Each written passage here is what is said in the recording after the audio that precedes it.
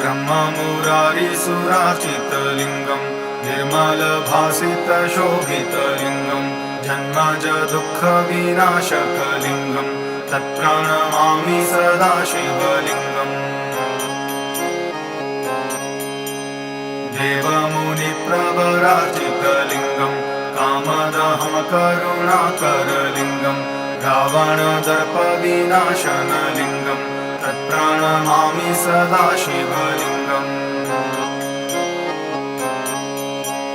सर्वसुगन्धिसुलेपितलिङ्गं बुद्धिविवर्धनकारणलिङ्गं सिद्धसुरासुरवन्दितलिङ्गं तत्प्रणमामि सदा शिवलिङ्गम्